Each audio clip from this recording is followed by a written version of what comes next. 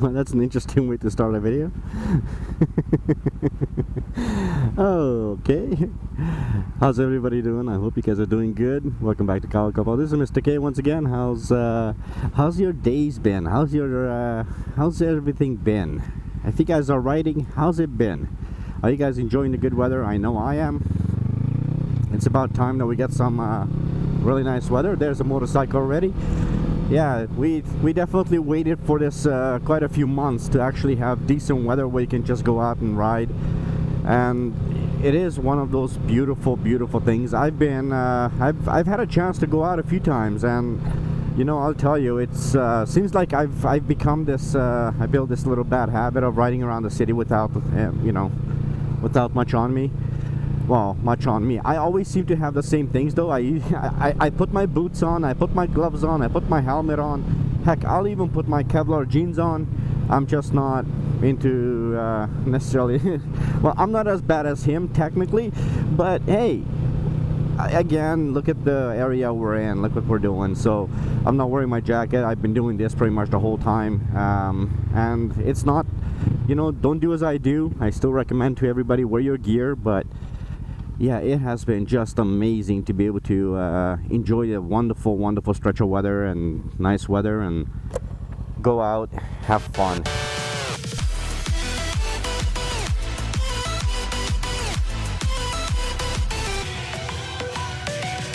One of the craziest things about being out here is I get to actually enjoy the 650's little capabilities. However, I'm going to talk to you guys today about the 5 things, and believe me, I'm going to be searching very hard to find 5 things, but the 5 things that I don't like about the Ninja 650, and this has been a very requested video. I did not want to do this because honestly, it's very hard to ask a guy who bought a 650, and you guys know I love this 650. It's very hard for a guy like me to actually say I don't like certain things about this bike.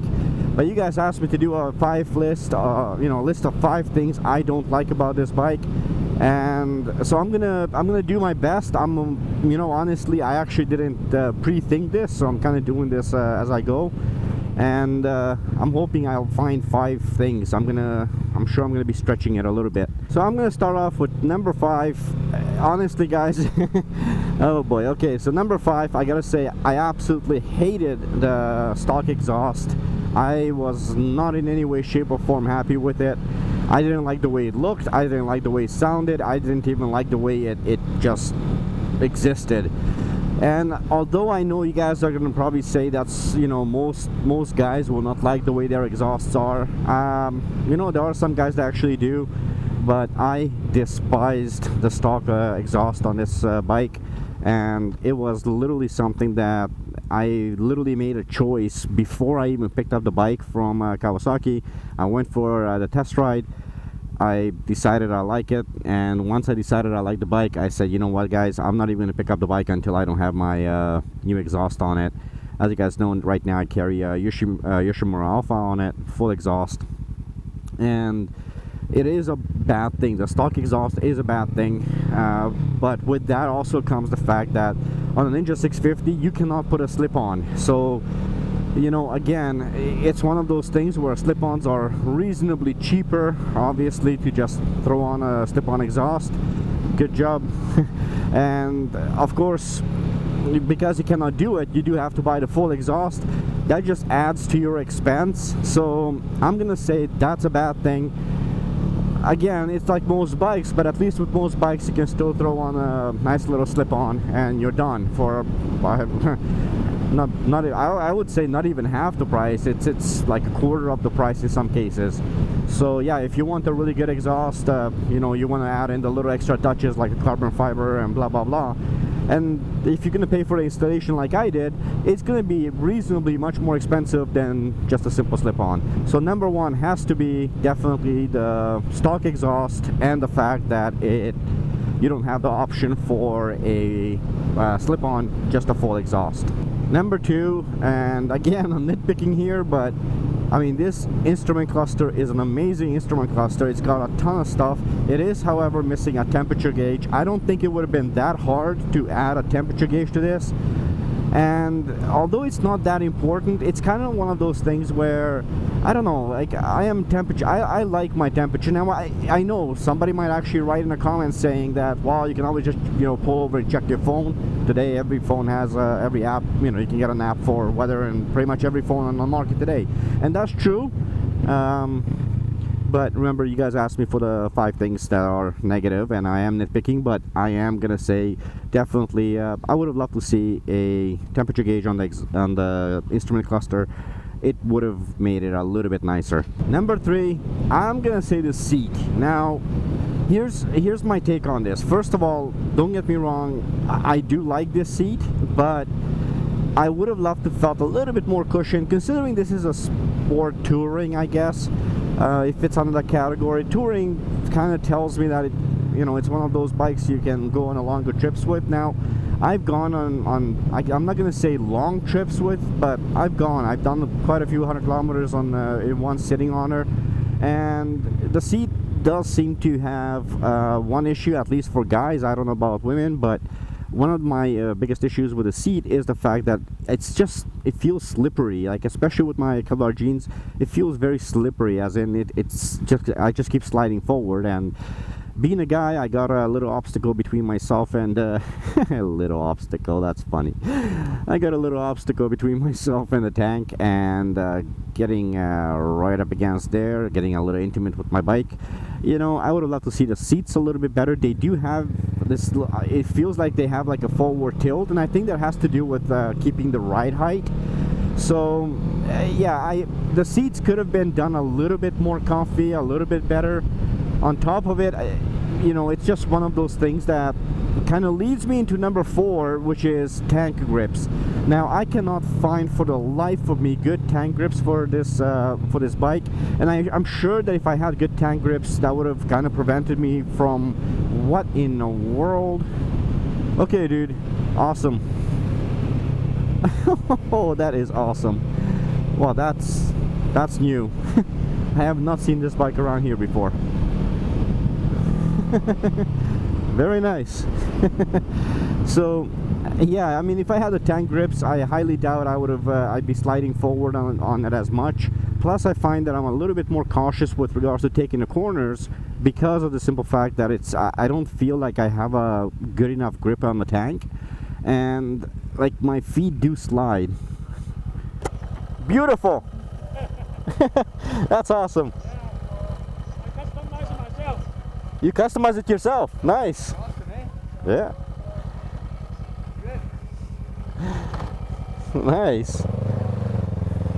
So like I said, I mean, it may not be a big deal, but you know, this bike is a lot of fun, and she's very nimble, and it's fun to just throw her around the corners here and there. But you know, if you ride a bike, you know that you're trying to grip this tank, especially in certain maneuvers, and by not having, I mean, and I still haven't found any decent grips. I found, you know, some of the general ones, and nothing really made for this bike.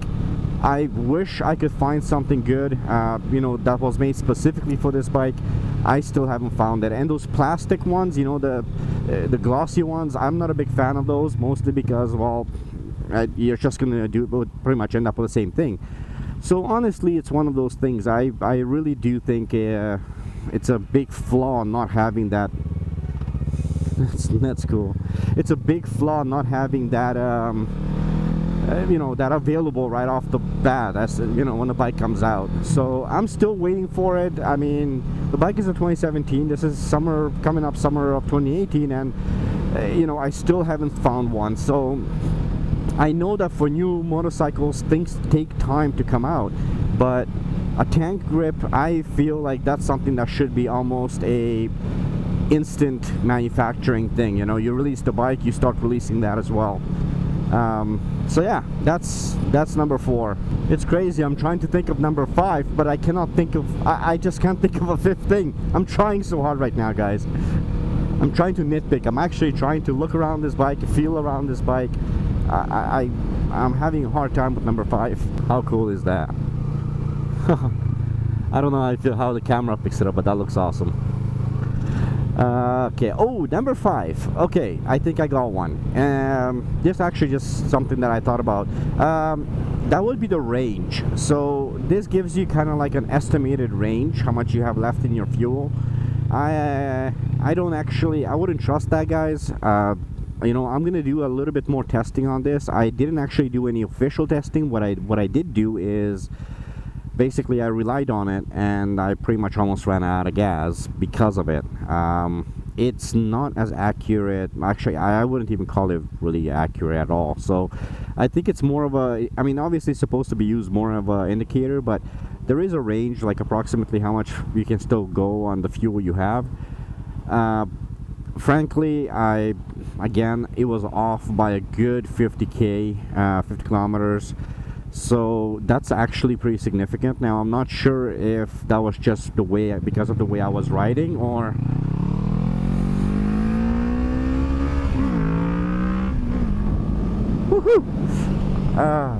yeah, so I don't know if that was just because of the way I was riding or what it was, but that was quite off. So I wasn't impressed with that. But again, I don't really use it. This one time I did use it, it kind of got me in trouble because, well, I came up with a lot less fuel than I actually thought I had. So yeah, those are the top 5 things. And I'm sorry guys, the worst thing you can do is ask a guy who buys a specific type of vehicle, what are the worst things, you know, what can you tell me that are bad about that vehicle?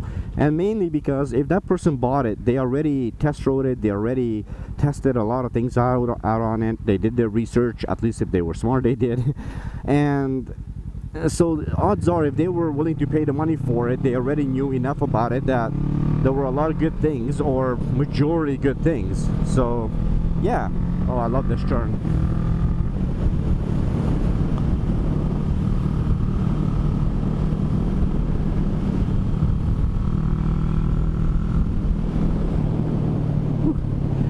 I just have way too much fun with this bike.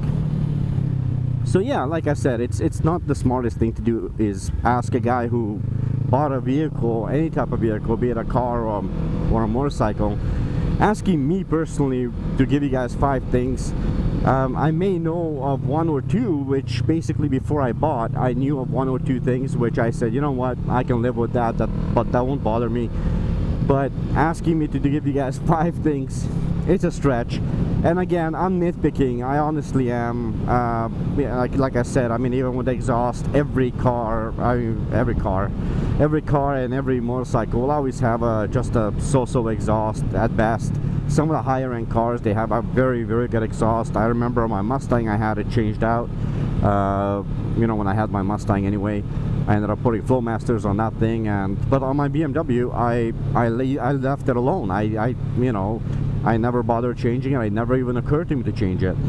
My Ninja 300, I changed it, and on this one I changed it immediately. And now Mrs. K's Ninja 300 is actually has my old exhaust on it, the Yoshimura exhaust as well. But again, I'm nitpicking. Most people will change out their exhaust. And the temperature gauge, well, like I said, that's a personal preference. Even if I have it, I probably would only look at it just to give you guys an idea. Being a YouTuber, I want to give you guys the information, so it becomes handy. But for the general person, I don't think it actually makes that much of a difference. So I was nitpicking. You know, ultimately this is a great bike. She really is a wonderful, wonderful bike. And so I can't really, it's very hard for me to say bad things. So I hope that that's gonna stop all the little requests of giving you guys 5 things that are bad about this motorcycle, or that I hate about this motorcycle. Look guys, I paid for this motorcycle very happily.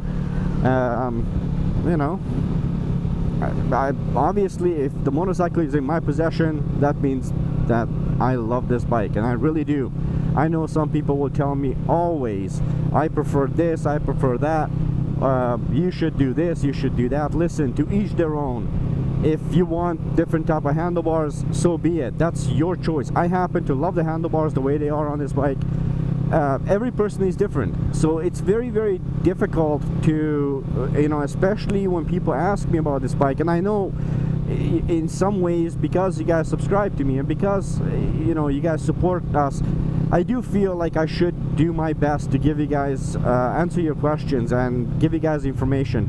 But when you ask me to give you negative things about the things that I absolutely love, and I keep mentioning pretty much every video that I love these bikes,